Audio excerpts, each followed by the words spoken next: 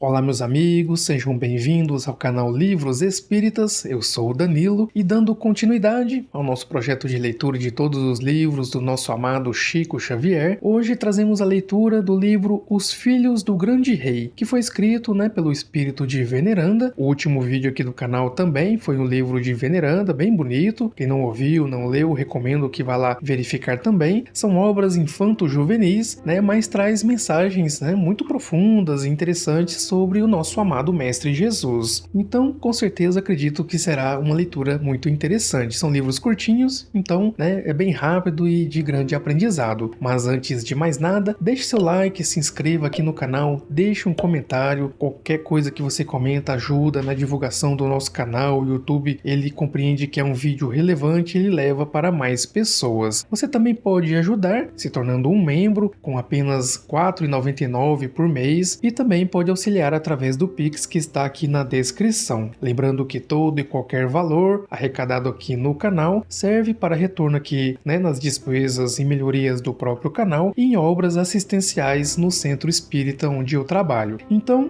sem mais enrolação, vamos iniciar aqui a leitura do livro. Aqui a capa é da obra original. Também não encontrei essa obra para venda em título novo, mas tem em sebos, em livros usados. Quem se interessar, só procurar na internet aí no Google que você acha. Então vamos passando aqui. Os Filhos do Grande Rei, pelo espírito de Veneranda. O índice, como sempre, eu deixo aqui na descrição do YouTube, nos capítulos. E vamos iniciar com o prefácio da própria Veneranda. Jesus e os meninos. O Divino Mestre ama as crianças com especial carinho. Ele sabe que os meninos e meninas do presente serão pais e mães no futuro. Sabe que todos os pequeninos de hoje serão os administradores, ministros, juízes, professores, médicos, advogados, artistas, escritores, artífices, lavradores e operários de amanhã, e por isso simboliza neles a esperança do mundo onde o reino de Deus será edificado. Jesus reconhece que, se os meninos de agora quisessem, a terra do porvir será melhor, mais sábia e mais feliz. É por essas razões que o Divino Senhor, se aguarda a compreensão e o concurso dos homens bons, também espera a cooperação das crianças fiéis. Veneranda Pedro Leopoldo, 12 de abril de 1946. Capítulo 1. O Velho Cipião. Quando a criançada pediu ao velho Cipião lhe falasse do amor que Jesus dedicava aos meninos, o ancião de cabelos nevados contemplou longamente o céu, como quem procurava recordações distantes, e informou: "Oh, sim, o Cristo Nosso Senhor amava os pequeninos com todo o coração e costumava acolhê-los no próprio regaço." A observação inicial do velhinho realizara o milagre do silêncio. Todas as crianças aguçaram os ouvidos atentas. Até os meninos maiores, que estimavam a brincadeira barulhenta, aproximaram-se dele, respeitosos à escuta.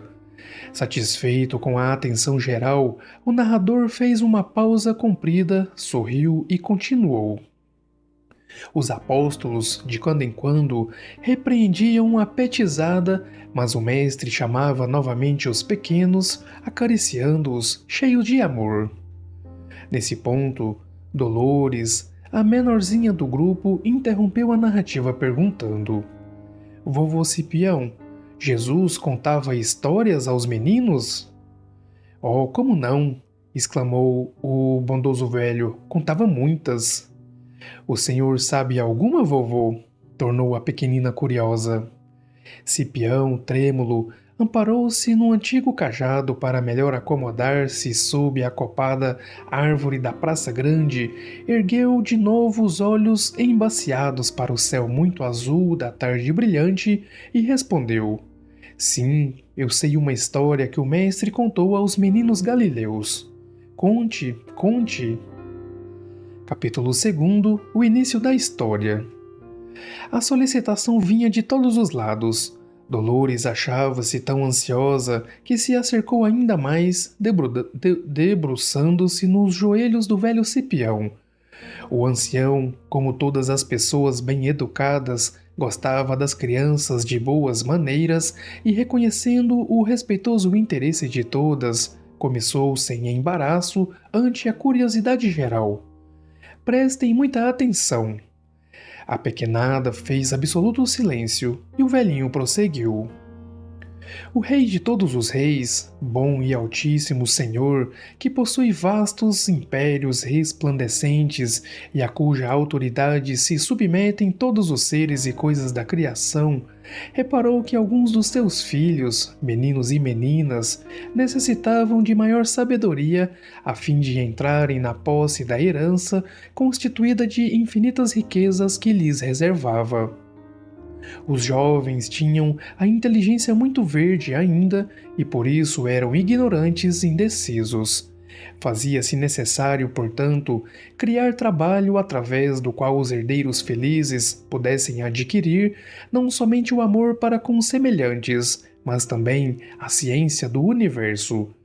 O rei magnânimo e sábio, ocupado em governar os extensos domínios do seu reino sem fim, não podia mantê-los ao pé de si, uma vez que não desejava conservá-los como bonequinhos de enfeite, e sim como filhos fortes e bem orientados, trabalhadores e leais. Para isso, os jovens precisavam de elevação própria e experiência da vida. Capítulo 3. Ouvindo os conselheiros. O narrador fez pequeno intervalo e prosseguiu. Foi então que o poderoso Senhor convocou a presença dos filhos mais velhos, sábios e bons, transformados em cooperadores e conselheiros de suas imensas obras, a fim de ouvi-los sobre o futuro destino dos príncipezinhos ignorantes. Exposto o assunto pelo soberano, os colaboradores começaram a opinar com alegria. Não seria interessante criar um paraíso repleto de belezas absolutas? Disse um deles. Outro, porém, considerou. Não seria melhor um jardim cheio de flores, onde os jovens crescessem tranquilamente? Não poderíamos construir um templo coroado de eterna luz e de eterna harmonia para abrigá-los? Perguntou ainda outro. Iniciou-se extenso movimento de comentários em torno das 3 opiniões recebidas, e quando os conselheiros levaram os pareceres ao grande rei, ele esclareceu paternalmente. Aproveitaremos as 3 sugestões a um tempo só, considerando que os príncipes precisam crescer, adquirindo valor próprio, edificaremos para eles uma grande escola que tenha a beleza de um paraíso, a delicadeza de um jardim e a sublimidade de um templo, na qual encontrem recursos para o aprendizado e para o trabalho, conquistando por si mesmos a sabedoria e a glorificação. Os conselheiros sentiram-se muito felizes com a determinação e retiraram-se satisfeitos. Capítulo 4. A Grande Escola. O rei ordenou a edificação de um mundo maravilhoso num dos recantos do seu império infinito. Seria esse mundo a grande escola dos pequenos príncipes necessitados de educação. Turmas enormes de obreiros atacaram os serviços. Atendendo aos conselheiros esclarecidos e benevolentes, o soberano autorizou a organização de mares e florestas cheios de beleza e perfume, à maneira de lagos divinos e jardins de perpétua formosura. Recomendou que muitas luzes gloriosas dos seus altos domínios permanecessem à mostra e que doces harmonias vibrassem nos ares, de modo que os filhos se sentissem na escola tão jubilosos e felizes como se vivessem num paraíso ou num templo. Entretanto, para que os jovens não se esquecessem da necessidade de serviço e estudo, mandou que muitas flores tivessem espinhos, que a tempestade retivesse permissão para lavar, de vez em quando, os horizontes azuis, que as águas nem sempre se mantivessem tranquilas, e para que os filhos nunca perdessem de vista o caminho de retorno ao seu augusto amor, deu-lhe a luz dos olhos e do raciocínio como inseparável companheira de realização. Foi então criada a enorme escola, sob as vistas do grande rei, com a cooperação ativa de inúmeros servidores.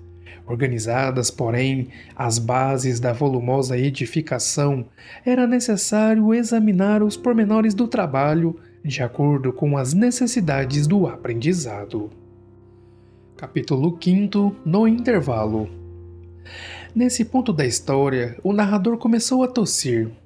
Cipião parecia tão cansado, os meninos sabiam que ele fazia longas peregrinações. O velhinho, porém, era forte e, embora os achaques da idade, nunca perdia o sorriso bom.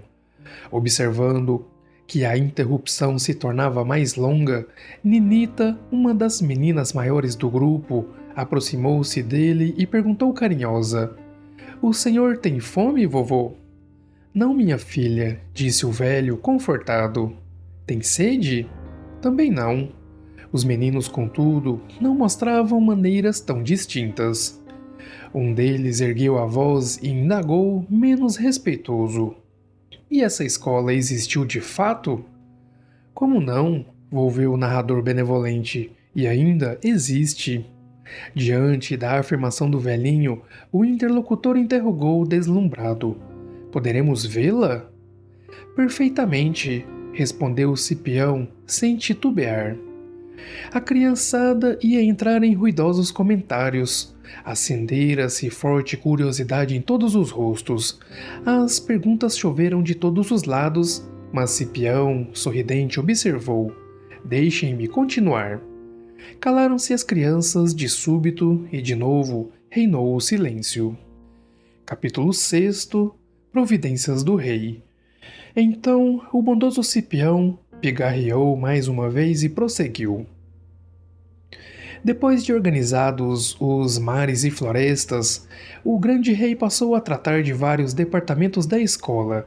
A situação dos príncipezinhos preocupava-lhe o amor paternal e, valendo-se dos conselheiros e trabalhadores de seu reino, procurou garantir-lhes a saúde e a alegria, o trabalho e o estudo.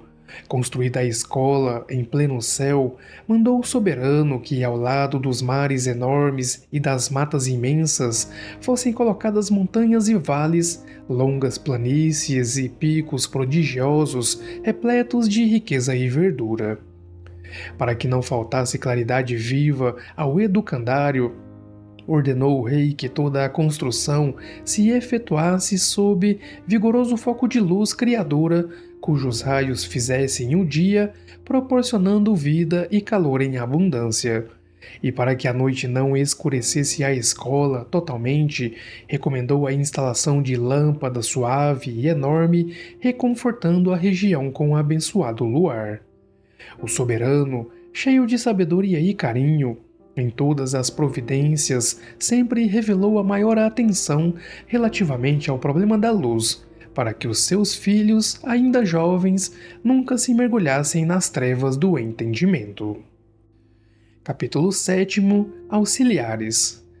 Observando que os serviços básicos da escola estavam prontos, o grande senhor chamou os conselheiros e lhes falou com bondade: "Desejo confiar aos meus filhos alguns vegetais preciosos dos meus celeiros, a fim de que suavizem a luta do ganha-pão nos dias do futuro." E em breve, as árvores frutíferas eram cultivadas nos grandes patrimônios do educandário, junto dos legumes tenros e substanciosos. Troncos robustos estenderam traços verdes, carregados de flores e frutos. Arbustos delicados derramaram grãos preciosos e ervas frágeis ofereceram saborosas folhas. Para que produzissem harmoniosamente, determinou o rei que as chuvas fossem divididas e controladas. Quando se misturavam, viçosos e triunfantes, os jardins e os pomares, o soberano convocou novamente os cooperadores e disse-lhes: "Pretendo entregar aos meus filhinhos auxiliares amigos que os ajudem gratuitamente no aprendizado. Para isso, confiaremos à escola alguns seres ainda fracos de inteligência que possam auxiliá-los, recebendo deles ao mesmo tempo carinho e educação. Desde essa hora, numerosos animais foram trazidos ao educandário maravilhoso. Aves formosas e amigas povoaram os ares, louvando o grande Senhor e purificando a atmosfera. Bois, cães, moares e ovelhas, ao lado de muitas outras criaturas úteis, passaram a cooperar em favor dos pequenos príncipes para que as lutas lhe fossem menos ásperas. Esboçando largo sorriso de contentamento, o velhinho calou-se e passeou o olhar pelo bando álacre. Capítulo 8. Comunicações. Depois de pequena pausa de repouso ante os meninos atentos, Cipião continuou. A escola era um verdadeiro paraíso, repleta de flores e luzes, harmonias e encantos naturais, quando o soberano, sempre interessado no bem-estar dos filhos, chamou os colaboradores e explicou-lhes. Em meu cuidado paternal, receio que os meus herdeiros menores cresçam absolutamente isolados uns dos outros. Se progredirem separados em definitivo na conquista da ciência, talvez inventem conflitos e choques sem razão de ser. Edificamos para eles todas as comunicações possíveis, todos os recursos de intercâmbio para que cultivem a fraternidade e o entendimento justo. Os colaboradores cumpriram-lhe as ordens imediatamente, orientando extensas turmas de trabalhadores, dirigiram-se para as montanhas, em cujo interior havia volumosos depósitos de água fresca, e organizaram fontes numerosas através de pequenas aberturas, formando assim rios maiores e menores, facilmente transformáveis em valiosas vias de comunicação. Além disso, estradas enormes foram rasgadas naturalmente ao longo de colinas e planícies para que os príncipes não encontrassem motivo de insulamento prejudicial, aprendendo, com todas as instalações indispensáveis ao seu desenvolvimento, os princípios de solidariedade fraterna. Capítulo 9. O lar. Não contente em aplainar as dificuldades do início, tornando os príncipes e as princesinhas tão ricos de dádivas, o grande senhor fez mais. Sabendo que os filhos se caracterizavam por gostos diferentes, o amoroso pai concedeu-lhes a bênção do lar, facilitando-lhes os trabalhos e realizações. Certas meninas apreciavam as flores acima de tudo. Outras encontravam nos livros a maior alegria, outras ainda se sentiam mais felizes no serviço manual. Acontecia o mesmo com os rapazinhos. Alguns davam tudo para que os deixassem nos trabalhos de agricultura, outros preferiam a arte ou a ciência. Observando nessa diversidade um estímulo vigoroso ao progresso geral, o rei poderoso e bom determinou aos colaboradores a edificação do santuário doméstico, de modo que os filhinhos se reunissem segundo as afinidades pessoais. Foi então organizado o lar nos imensos territórios da grande escola como verdadeiro ninho de vida e amor. Esse ninho possuía lugares apropriados para as refeições e palestras, para o trabalho e descanso. Findas as ocupações e estudos do dia, os jovens poderiam reunir-se aí, à noite, como num templo de carinho e compreensão fraternal, de acordo com as preferências sentimentais de cada grupo, trocando ideias e experiências úteis e cultivando a paz e a oração a caminho da maioridade. Desde essa ordem paterna foi construído o lar na abençoada escola destinada ao entendimento e aos júbilos da família. Capítulo 10. O uniforme. O ancião fez mais longa pausa diante dos meninos surpreendidos. Aproveitando o silêncio, a pequena Dolores indagou timidamente. Vovô Cipião, E Jesus contou se os príncipes foram para a escola? Sim, respondeu o velhinho sorridente. Todos eles obedeceram às determinações paternais. Como? Tornou a perguntar a pequenina curiosa. Muito zeloso da fraternidade que deveria reinar entre os filhos, o devotado pai recomendou o uso de um só uniforme para o educandário, concedendo-o com grande riqueza aos príncipes queridos. Todos, sem exceção, deveriam envergá-lo nos estudos e experiências, embora se diferenciassem entre si nas tendências, pensamentos e aspirações. Fazendo um gracioso gesto com as mãos enrugadas, o ancião prosseguiu. Os príncipes chegaram muito pequeninos à escola porque a confecção do vestuário concedido pelo rei para as lições e estudos de cada dia subordinar-se-ia a certas leis do educandário maravilhoso edificado em pleno céu.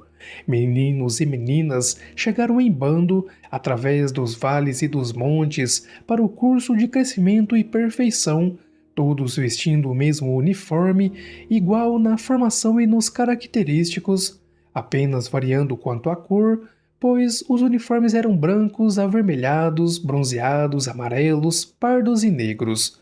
A diversidade das cores, contudo, não implicava separação, porque os príncipes eram filhos e herdeiros do mesmo Senhor. Capítulo 11 – Primeiros Tempos. Os primeiros tempos de recepção dos príncipes assinalaram-se por grandes e dilatados trabalhos de toda a ordem. Muitos não se adaptavam aos uniformes e voltavam da escola medrosos e envergonhados. Outros acovardavam-se diante da extensão das águas e das florestas e não se animavam a atacar o trabalho, abandonando o vestuário precipitadamente. Outros ainda declaravam-se doentes depois dos primeiros dias de lições e serviços. O poderoso rei, todavia, não se zangou nem se aborreceu. Cuidando dos pequenos herdeiros com extrema ternura, determinou que os abnegados cooperadores de sua obra solucionassem as dificuldades do educandário. E os mensageiros do grande senhor vieram em número elevado a fim de estudar os problemas e resolvê-los. Com enorme dedicação, melhoraram a atmosfera para que o ar fosse mais agradável aos meninos. Organizaram mais perfeito escoamento para as águas. Ajudaram os príncipezinhos a descobrir os frutos mais doces e saborosos. Ensinaram-lhes a trazer o uniforme bem limpo. Deram-lhes lições valiosas no trato com os animais. Prestaram-lhes esclarecimentos sobre o fogo e a água, aproximaram-nos uns dos outros para que aprendessem a cultivar a fraternidade e a proteção mútua. Puseram-lhes a prece no coração e nos lábios e auxiliaram-nos a olhar o alto, cheios de confiança no poder do Pai amoroso e supremo governador. Desde então, com o socorro eficiente dos emissários generosos, os pequenos herdeiros passaram a desenvolver-se com tranquilidade e segurança. Capítulo 12 – Depois de crescidos. Quando chegou a este ponto da história, Cipião mostrou indisfarçável tristeza nos olhos e parou de falar por alguns minutos, como se estivesse lembrando alguma coisa muito importante. Nenhum dos ouvintes lhe interrompeu os pensamentos. Fim da grande pausa, continuou. Mas os príncipes, para quem o poderoso pai criou tão formoso reino escolar, depois de crescidos, sentiram-se seguros em seus uniformes e em seus lares, e desviando a inteligência, esqueceram o pai compassivo e criaram perigosos monstros dentro de si mesmos, com os quais passaram a se aconselhar. Os colaboradores diretos do grande rei continuaram ensinando o bem e a verdade, a paz e o equilíbrio. Entretanto, os aprendizes não quiseram ouvi-lo por mais tempo. Os monstros que eles próprios haviam criado envenenaram-lhes o coração, dizendo-lhes que a escola era absoluta propriedade deles, que deveriam dominar em torno de suas residências como verdadeiros e únicos senhores. Em breve, os filhos do grande rei, esquecendo os deveres que lhes cabiam desempenhar, começaram a humilhar, derrubar e perseguir. Destruíram árvores veneráveis sem plantar outras que as substituíssem. Organizaram caçadas aos animais pacíficos, matando-os sem necessidade. Aprisionaram os pássaros e passaram a fazer o que é mais doloroso: combateram-se uns aos outros em guerras de sangue, deixando misérias e ruínas atrás de seus passos. Para adquirirem supremacia e poder, honras e autoridade, assassinaram mulheres e crianças, velhos e doentes incapazes de fazer o mal. Capítulo 13. Dádivas menosprezadas. O grande rei, a princípio, não levou em consideração tamanhos desatinos.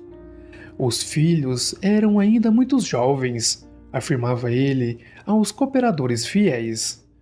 E interessado em auxiliar os pequenos príncipes com todos os recursos ao seu alcance, mandou que os mensageiros lhe trouxessem embarcações para incentivarem as relações amigas uns com os outros, maquinaria com que resolvessem o solo, facilitando os serviços da lavoura, carros para auxiliá-los nos transportes e teares para a confecção de tecidos diversos.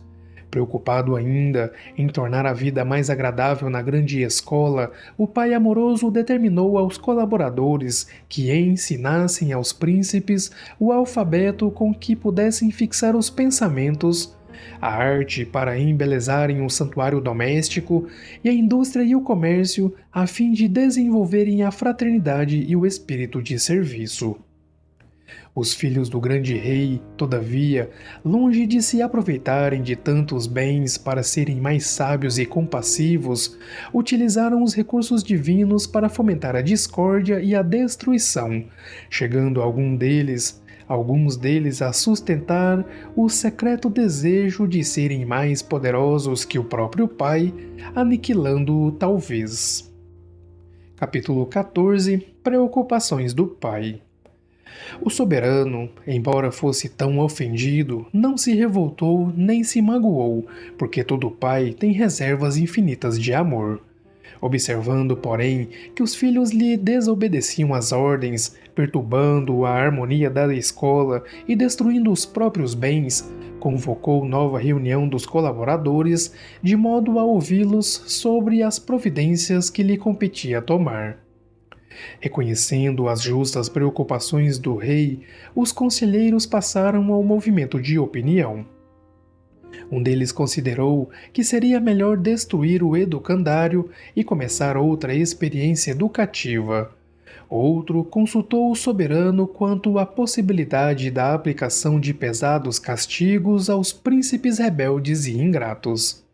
O poderoso senhor, no entanto, dedicava muito carinho à escola e muito amor aos filhos queridos. Ambas as propostas estavam em estudo quando outro cooperador perguntou se não seria mais razoável tratar a questão pela justiça. Não seria justo tentar medidas de muito carinho porque os príncipes se mostravam endurecidos, mas também não convinha corrigi-los com excessivo rigor em vista de serem jovens com reduzida experiência da vida. O rei sábio e generoso considerou a ideia excelente e com a aprovação geral, deliberou aplicá-la. Fim da reunião, enviou 2 juízes para acompanharem permanentemente os príncipes. O primeiro encarregar-se-ia de fazer as retificações possíveis e o segundo estaria incumbido de reconduzi-los à presença paternal para julgamento necessário em momento oportuno. Capítulo 15. O primeiro juiz. Obedecendo às ordens do pai amoroso e justo, o primeiro juiz aproximou-se dos príncipes, efetuando as corrigendas possíveis. Os descuidados herdeiros do grande rei não lhe observaram a chegada de modo direto, mas sentiram-lhe a presença nas atividades comuns. Retificando os caminhos dos aprendizes, o primeiro juiz era obrigado a fazer muitas coisas desagradáveis, como o pedreiro amigo e cuidadoso que, para tornar a pedra útil, é forçado muitas vezes espancá-la com um martelo. Numerosos príncipes e princesas começaram então a reconhecer que andavam em caminho errado. Muitos concluíam que fazer inimigos não representava prazer, que afinal de contas havia um poder muito mais alto que o deles governando o universo. Grande parte modificou a vida. Em verdade, não viam com os olhos do corpo o emissário que o soberano lhes mandara. Entre mentes, o primeiro juiz trabalhava sem cessar, acordando-lhes a consciência adormecida. Obrigou-os a meditar nas origens divinas da escola. Estimulou-lhes a curiosidade, a fim de reconhecerem que se encontravam de passagem no educandário maravilhoso, e fê-los olhar a luz celeste em que se banham os impérios resplandecentes do poderoso Senhor, para que se sentissem menos vaidosos e mais aplicados ao estudo e ao trabalho cotidiano. Desde então, os príncipes encontraram no primeiro juiz um educador de primeira ordem e um companheiro admirável para a jornada de retorno às leis do amoroso pai. Capítulo 16 O segundo juiz. O trabalho do segundo juiz era mais difícil, mais doloroso. A missão do primeiro julgador perdurava até ao instante em que os príncipes eram obrigados a deixar o uniforme envelhecido ou roto. Aí então começava o serviço do segundo. Ele devia mostrar aos filhos ingratos o erro em que se haviam comprometido com toda a franqueza depois de encerrada a oportunidade de serviço e estudo. Os herdeiros do grande rei, todavia, quando foram entregues ao segundo julgador, a fim de receberem a verdade e a luz para tornarem aos braços paternos, estavam com os olhos cheios de treva e as mãos tintas de sangue, os pés revestidos de lodo e o coração cercado de espinhos, por mente todos aqueles que haviam fugido ao auxílio do primeiro juiz retificador. Estavam cegos e tontos, não sabiam que rumo escolher. A consciência parecia-lhes uma casa incendiada. Os príncipes tão ricos e tão desventurados agora só sabiam chorar. O segundo juiz revelou-lhes o abismo em que se haviam precipitado. Dedicado e bom, como sempre, o poderoso pai veio ver os filhos sofredores. Entretanto, os príncipes não o viram, nem lhe ouviram a voz pelo estado lastimável em que se achavam.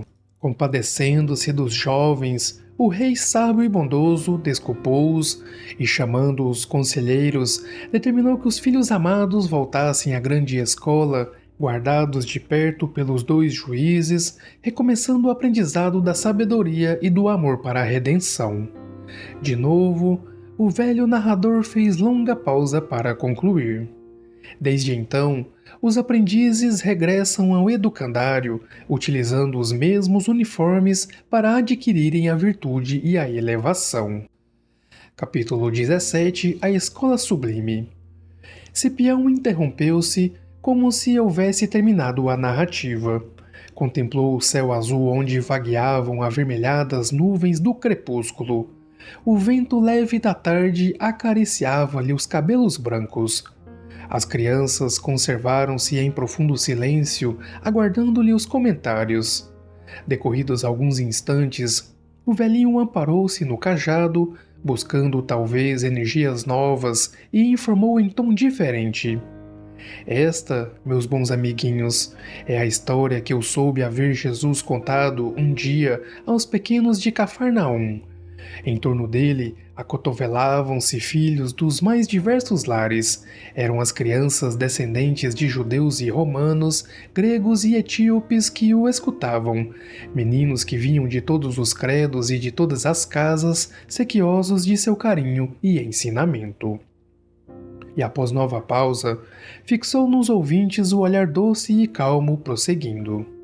Fui informado ainda de que Jesus, atendendo às solicitações das crianças que lhe ouviam a narrativa, esclareceu que a grande escola é a Terra, o mundo maravilhoso em que vivemos, cheio de flores perfumadas e de luminosos horizontes, e que ele, nosso divino mestre, vinha ao encontro dos príncipes em nome do poderoso Pai, a fim de ajudar a todos na restauração da concórdia e do trabalho, da alegria e do entendimento.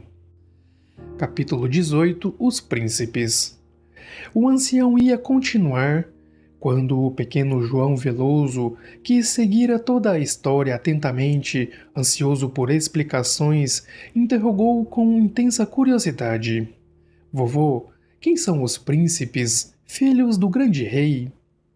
São os homens, respondeu o ancião sem hesitar, os homens e as mulheres do mundo, donos de sublimes riquezas que não sabem aproveitar. Cipião pensou um momento e continuou: Para sermos mais claros, devemos proclamar que os príncipes somos todos nós que viemos a esta grande e abençoada escola, que é a Terra, obedecendo às leis da providência divina. Aqui encontramos a bênção do dia e da noite, do trabalho e do repouso, com 1000 oportunidades de conquistar a sabedoria e a luz, a elevação e a santidade. Desde o primeiro dia de luta, recebemos a carinhosa assistência de nossos pais. Crescemos entre dádivas sublimes da natureza, com todas as facilidades que o poderoso Senhor nos concedeu. Apesar disso, porém, embora a beleza e a glória do educandário a que fomos conduzidos pela bondade celestial por algum tempo, a fim de que possamos adquirir conhecimento e virtude, perdemos quase todo o tempo na preguiça e, orgulhosos, acreditamos-nos senhores da criação. Quase sempre começamos em pequeninos a fugir de nossos deveres, a desprezar o trabalho, a esquecer os estudos que nos tornarão mais sábios e melhores, a oprimir a natureza, a olvidar os direitos do próximo, e por isso esbarramos na cegueira da descrença, nas feridas do mal, no frio do desânimo ou nas destruições da guerra. Capítulo 19 – Esclarecimentos de Cipião. O bondoso velhinho parecia haver terminado, mas Dolores, a pequena estudiosa, cravou nele os olhinhos brilhantes, segurou-lhe nervosamente as mãos e tornou a perguntar: Vovô, não é possível explicar tudo? Jesus não teria falado mais alguma coisa? Quais eram os monstros que enganaram os príncipes? Quais são os juízes que vieram da parte do grande Senhor? O narrador sorriu, visivelmente satisfeito com a interrogação, e comentou: Não cheguei a saber se o divino mestre prestou esclarecimentos finais às criancinhas de Cafarnaum, mas de acordo com as informações que recebi, farei a interpretação para vocês. E com a voz pausada e firme explicou: O Rei de todos os reis, bom e altíssimo Senhor, é Deus, nosso Pai de infinita bondade. Os impérios resplandecentes são os sóis numerosos e os numerosos mundos que se equilibram na imensidade, dos quais podemos fazer ligeira ideia contemplando o firmamento iluminado. Os príncipes, necessitados de sabedoria e amor, são os homens e as mulheres da terra, herdeiros divinos da criação. Os conselheiros e cooperadores do poderoso Senhor são os espíritos sábios e benevolentes que nos auxiliam em nome dele em todos os caminhos da vida humana. A bendita escola construída para a educação dos príncipes é a terra em que habitamos. O vigoroso foco de luz, junto do qual foi edificado o nosso educandário, é o sol que nos sustenta a vida física. A lâmpada suave e enorme é a lua. As árvores e as ervas, as flores e os frutos, bem como os animais de variadas espécies, são os auxiliares dos herdeiros felizes. Os rios e estradas constituem as comunicações que o Pai nos concedeu a fim de aproximar-nos uns dos outros. O lar confortável é a casa acolhedora que nos abriga no mundo. O uniforme ou roupa dos príncipes é o corpo carnal que varia de cor na Europa, na América, na Ásia e na África. Os conselheiros monstruosos que os aprendizes criaram para si mesmos chamam-se orgulho e vaidade, egoísmo e ambição, ciúme e discórdia. A rebeldia comum dos herdeiros na escola terrestre revela-se no propósito de dominar os semelhantes através da maldade e da guerra, em que todos os poderes da inteligência são utilizados. O primeiro juiz enviado por Deus é o sofrimento, que procura despertar a consciência adormecida. O segundo é a morte, que reconduz a alma às realizações do grande Senhor. A cegueira, que impediu o retorno dos filhos aos braços amorosos do soberano Pai, é a treva do mal que se apodera do homem, destruindo-lhe a visão e o entendimento. O regresso aos uniformes tão caridosamente autorizado pelo Rei poderoso e bom, a fim de que os príncipes recomecem o aprendizado, é a lei divina da reencarnação, com a qual aprendemos, em contato com o sofrimento e com a morte, os sagrados princípios da fraternidade, da justiça, do amor, da concórdia, da paz e do perdão. Capítulo 20. Terminando a história. O velhinho calou-se, contemplando as crianças, que se mostravam risonhas e satisfeitas. A história fazia-lhes sentir a grandeza da vida e apontava-lhes o glorioso porvir. O sol já se despedira do vasto horizonte azul e o vento frio começava a soprar fortemente. Cipião amparou-se no cajado velho, levantou-se devagarinho e, olhando a criançada com um sorriso bom, terminou a narrativa aconselhando: tenhamos todos muito cuidado em evitar o mal e muita alegria em praticar o bem. Todos nós, meus filhos, somos príncipes necessitados de educação na escola da terra. Alguns, como eu, vestem uniforme mais velho, mas vocês estão começando as lições, vestindo roupa nova, forte e bonita.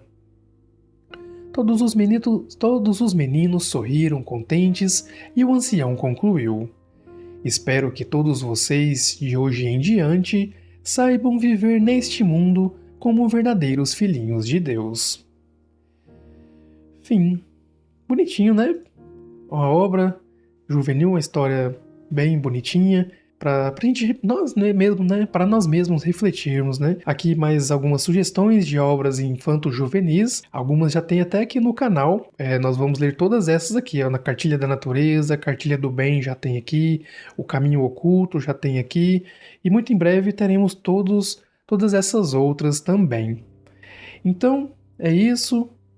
Espero que tenham gostado dessa historinha, tanto quanto eu. É bom até para nós mesmos refletirmos, né, como eu disse agora há pouco, e que vocês possam levar essa história, este livro, essa historinha aí para outras crianças e adolescentes, né, que no nosso momento atual estão todos precisando também para a gente ter um futuro melhor. E Emmanuel já dizia também, né, que os adultos de hoje serão as crianças do futuro. Então, vamos cuidar de nós mesmos também e nos fazer pessoas melhores a cada dia. Espero que tenham gostado. Muito em breve uma nova leitura aqui no canal.